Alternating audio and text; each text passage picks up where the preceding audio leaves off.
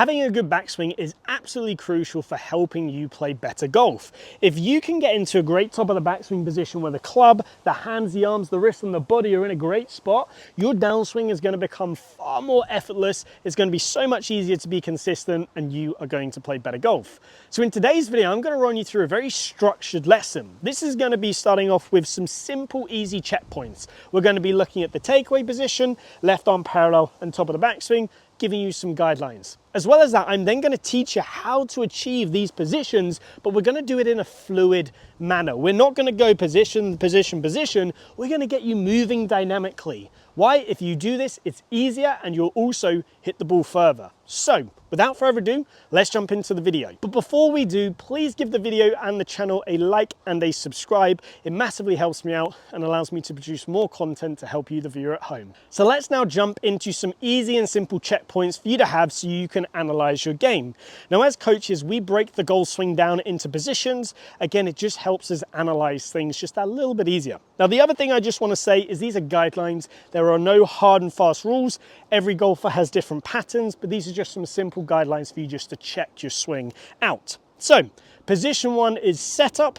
Position 2 that we're focusing on is the first position in the backswing, which is shaft parallel to the ground. Now, from the down the line view, we'll see the hands are roughly over the toe line, the club head is roughly in line with the hands, and the face angle is leaning slightly forwards, just like so.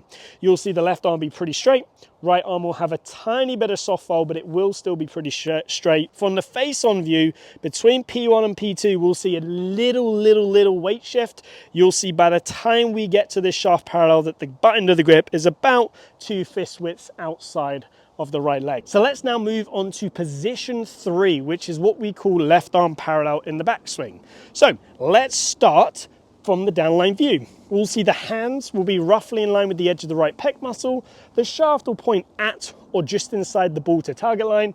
The face will be pointing slightly back towards the camera on the downline view. Now from the face on view, what will we see? Well, one of the biggest things we will see is that in this position here, the shaft will be, and the lead forearm will be anywhere from 90 degrees to wider.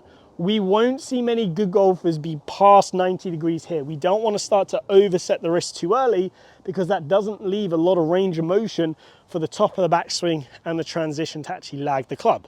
So modern day coaching will get golfers at or wider than 90 here, and you can see good amount of shoulder turn, good amount of hip turn, maybe a little bit of slight spine tilt away from the target. Now the big position, the top of the backswing, this is the one that really matters. If I go to the top here from the downline view, again, you'll see different sorts of patterns here, but you'll see the left arm roughly run through the shoulders, the butt end of the grip somewhere over the ankle line. Again, you'll see variation there. Club face position will roughly be matching the left arm. Some will be more closed, some will be more open, and the club head will roughly be behind the hands in that position up there. You'll see the shoulders be tilted as well, so they'll point about 4 to 8 feet outside of the golf ball, depending on which club you're using, your height, things like that. And from the front on view, the real big key is that at the top of the backswing, you'll see the hips back in between the feet. You'll see a little bit of spine tilt away from the target and the hands nice and wide away from the head at the top. So take them with a pinch of salt, but those are some good guidelines. Now, let's actually jump into how can we train this in an athletic way. Well, the first thing that I want to do is I want to start with understanding that momentum plays a huge role in a golf swing. If I try and take this club back and I try and guide it, it's going to be very difficult to hit these positions. So a great saying is we're not trying to hit each position, we're trying to move through each position. So we're moving through these positions. They're just snapshots in time. So with that in mind, if I show you this image right here, all tour pros, whether they start a little bit more on their left side or a little bit more even, they'll all have some form of a momentum starter in their swing. And I know there are a lot of concepts out there like stack and tilt, which have golfers on their left side a lot. But even these methods, if you put them on force plates, you will still see golfers start with a little shift. It's impossible not to if you want to generate speed. So the first exercise that I want to do is going to teach you how to start your swing with some momentum. Here's what I want you to do. I just want you to get rid of the golf ball to start with. And you're going to set up to an imaginary golf ball.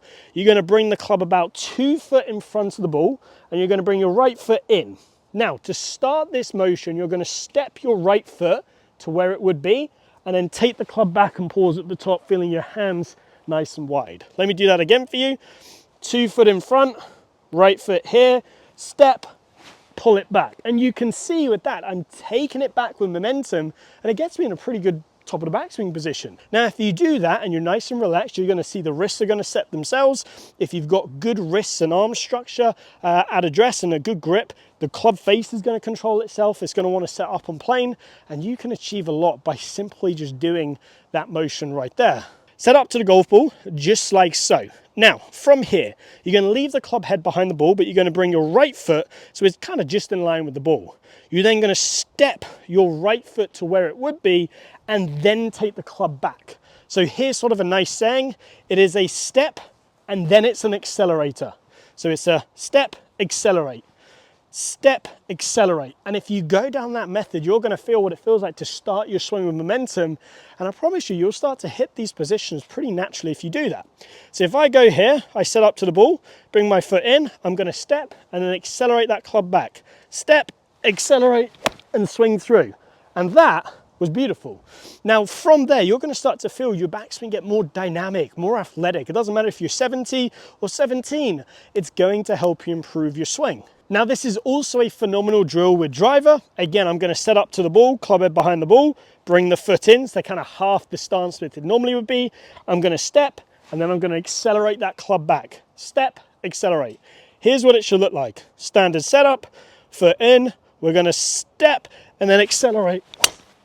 So that's a fantastic drill to start your swing with momentum, but how do we now actually just do it in our normal swing? Well, what I want you to do is set up absolutely normally and use some form of a swing trigger. It could be a push out of the left leg into the right. It could be a kick in with the right knee. But you notice when I do this, I'm just slightly changing the pressure in my feet. I'm feeling like my left foot's heavier to start with, then my right foot comes heavier, my left foot lighten. Club second, you can see, good takeaway, good left arm parallel, good top of the backswing. It takes me through those positions naturally. So here, I'm going to do a little bit of a heavier left foot, lighten the left foot, and that's going to give me that pressure shift. Once I've then done that, the club then goes back. Here, pressure, accelerate, through. And you can see when I do that, it might not be perfect, but I'm going to move through those positions with a lot of momentum, and that's always going to put you in a much better position in terms of producing better golf shots. Now that's the first overall drill that I think is going to really benefit every golfer. But I want to give you 2 more specific drills, and these drills are going to help you with your left arm and your trail arm. It's simply taking the right hand off the club, putting it behind your back, and gripping with your left hand just below the club head. Now the feeling I want you to have here is the same thing. You're going to start your swing with a little bit of a pressure shift to the right side, tiny little bit there. And you can see as I'm doing this, I'm actually just lifting my heels, but this is just giving me some fluidity to my starting motion. Then from there, I want you to turn to the top and feel like you can stretch your left arm as high and as far away from you as possible. Now for me, I'm 27, I'm sure I'm going to be able to do it a lot more than some of you, especially for senior golfers out there. But if you can do this literally just to here, that's absolutely fine.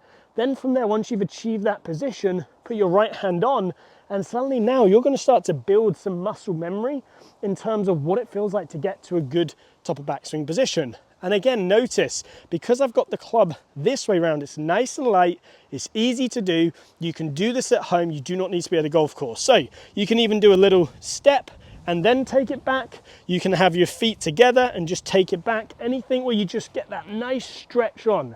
Because the right hand's off, it really allows you to get as big a stretch as possible. Place your right hand on and then just swing through with some nice rehearsal swings. Now, if you have the strength, then what I would say is place just your left hand on conventionally, do the same thing, little step, swing back, right hand on at the top. Again, that's going to start to help you feel the correct positions. But I know a lot of you might not have the strength to be able to do that.